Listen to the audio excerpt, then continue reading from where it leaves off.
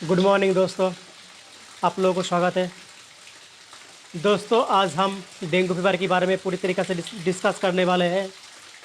दोस्तों, dengue fever मतलब dengue जो बुखार है, साल में किस टाइम पे आता है और किस टाइम पे होता है। डेंगू बुखार होने की वजह से शरीर में कौन सी परिवर्तन होता है, कौन सी दिक्कत आने लगते हैं, शरीर में कौन सी अंग डैमेज होता है, कौन सी अंग में खराबी आता है, और उसके बाद क्या खाने से डेंगू बुखार में फ़ायदा होता है, कौन सी फल फ्रूट कौन सी खाना, और उसके बाद तीसरी स्टेप में कौन सी मेडिसिन लेने से डेंगू बुखार में राहत होता है, रिलीफ होता है एंड सही भी हो जाता है। तो दोस्तों, चलिए बिना किसी देरी करे वीडियो को शुरू करता हूँ। आप माई सेल्फ विश्वजीत और आप देख रहे हो मेरे YouTube channel chancy health care. दोस्तों, पहले तो शुरू करता हूँ, डेंगू फीवर किस सीज़न में होता है।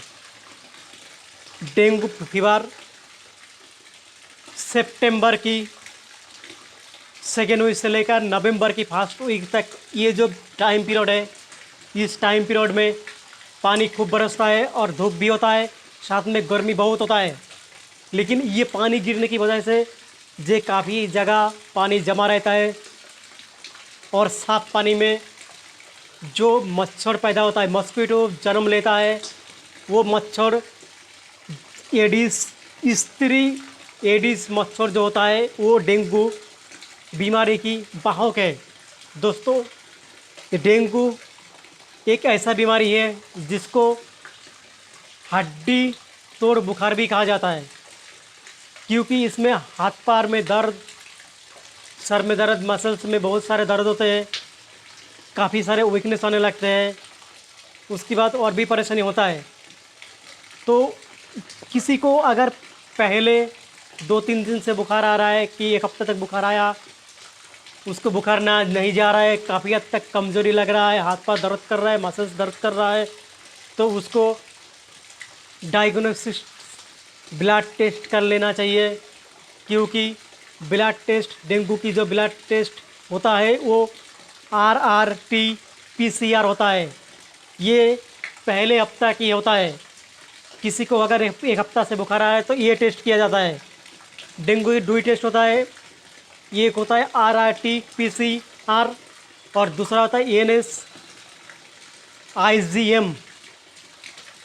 दोस्तों, IgM जो होता है वो टेस्ट किसी को अगर एक हफ्ता से ज़्यादा बुखार आ रहा है उसके बाद ये किया जाता है, और इसकी बाद उसमें आने की चांस, अगर किसी को पॉजिटिव होता है IgM, तो किसी को एक हफ्ता से पहले बुखार आ रहा है, एक हफ्ता से ज़्यादा बुखार आ रहा है, उसको IgM टेस्ट करने से व ANS टेस्ट करने से उसको पॉजिटिव निकल सकता है। अगर किसी को 2-3 दिन से बुखार आ रहा है तो वो नहीं आता है, तो उस टाइम होता है RT-PCR। दोस्तों, ये होता है डेंगू की टेस्ट। जिसको पॉजिटिव होता है तो उसको डेंगू पूरी तरीके से क्लियर किया जाता है। इतना सारे लक्षण होता है, बाद जितना सारे सिम्टम्स होते हैं उसके बारे में। सबसे पहले सिम्टम जो होता है हाई फीवर होता है। हाई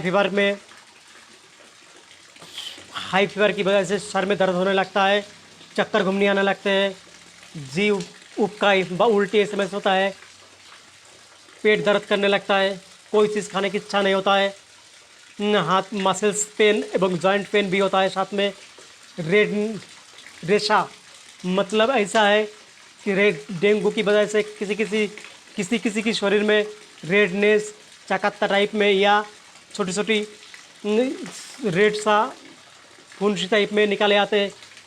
अगर इस तरीक़ा से किसी के शरीर में हो रहा है और काफ़ी दिन से बुखार आ रहा है, काफ़ी दिन मतलब कम से कम एक हफ्ता से बुखार आ रहा है, तो उसको डेंगू होने के चांस काफ़ी हद तक बढ़ जाता है। लेकिन जब तक आप RT-PCR टेस्ट नहीं करवा रहे हो तब तक आप श्योर नहीं हो जो उसकी डेंगू है।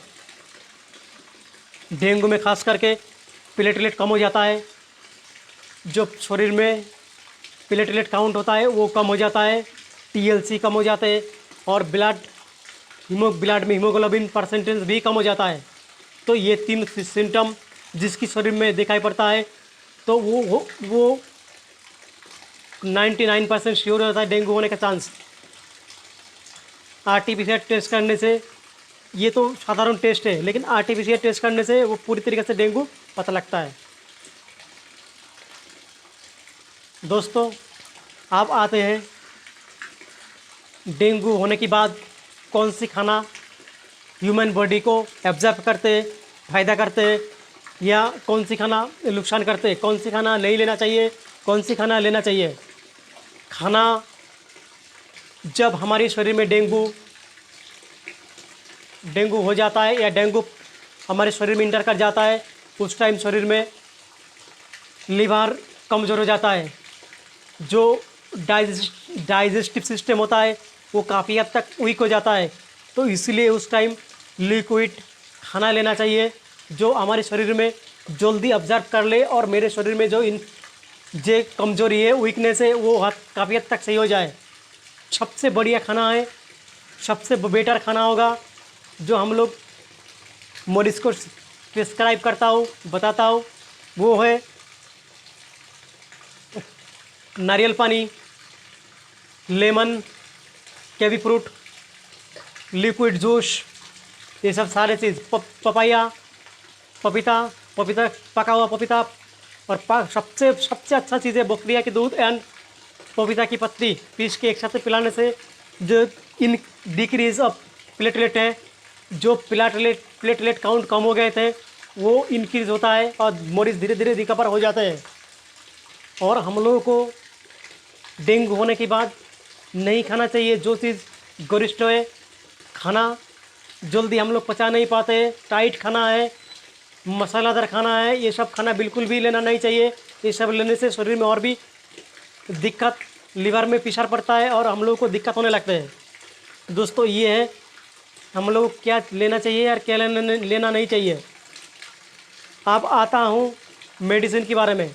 जो ओरल मेडिसिन होता है दोस्तों, ओरल मेडिसिन ये अब कोई अगर किसी को डेंगू होता है तो आप आपकी घर की नज़दीक में जो सब क्लिनिक है, अस्पताल है, उन लोग या डॉक्टर साहब है, उन लोगों को साथ उनको दिखाइए, क्योंकि ये वीडियो जो है जानकारी, एजुकेशन एंड इंफॉर्मेशन की पर्पस में है।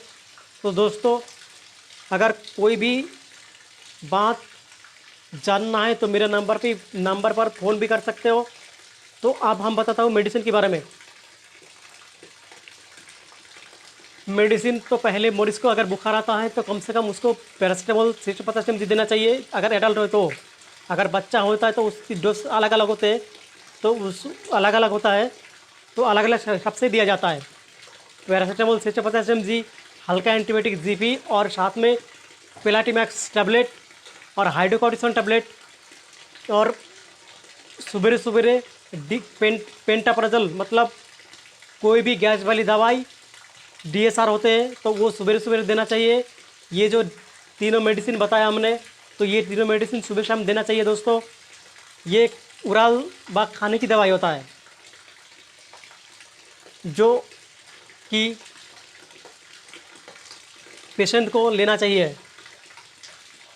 कोई हार्ट एंटीबायोटिक भी इसमें नहीं चला जा सकता है, बार नहीं दिया जा सकता है। इस बार आते हैं दूसरी दवा के बारे में। जो सुबह शाम डेंगू पेशेंट है उसको ड्रिप बहुत ज़रूरी है। ड्रिप बिना उसको सही होना बहुत मुश्किल हो जाता है, कारण उसका लीवर उस टाइम कमज़ोर होता है। कोई भी दवा अगर उसको खिलाते हो तो लीवर को इफेक्ट पड़ता है, वो दवा पूरी तरीक़े से काम नहीं करते और लीवर कमज़ोर होने लगते हैं। लेकिन दोस्तों, ओरल दवाई की संग एक दवा हम और भी ऐड करना चाहेंगे जो यूडिलिव होता है, टैबलेट, लीवर की टैबलेट आता है, तो वो भी देना चाहिए। अब हम बताना चाहेंगे जो सुबह शाम ड्रिप वगैरह चलाए जाते हैं उसके बारे में। कोई पेशेंट अगर आता है तो वो सबसे पहले उसको पैरासीटामोल इंजेक्शन दिया जाता है सुबह शाम ड्रिप के द्वारा। 100 ml की जो इंजेक्शन आता है वो, और साथ में 500 ml DNS के साथ में इंजेक्शन पेंटाप्राजोल, फेल्सियागो, हाइड्रोकॉर्टिसोन एंड अनदर मल्टीविटामिन्स सुबह शाम ड्रिप के साथ देने से मरीज़ धीरे धीरे रिकवर होने लगता है और कम से कम 1 हफ्ते तक लगाना चाहिए। और सबसे बड़ी बात तो ये है, मरीज़ को रोज़ पर डे सीबीसी टेस्ट करा लेना चाहिए। सीबीसी टेस्ट कराने से उसको प्लेटलेट काउंट कितना गिर रहा है या इंक्रीज़ हो रहा है, डिक्रीज़ हो रहा है, इनक्रीज हो जा रहा है, ये पता लगता है। अगर कोई मरीज़ को प्लेटलेट काउंट डिक्रीज़ हो रहा है तो उसको कम से कम आईसीयू में या कोई बड़े अस्पताल में एडमिट कर लेना चाहिए।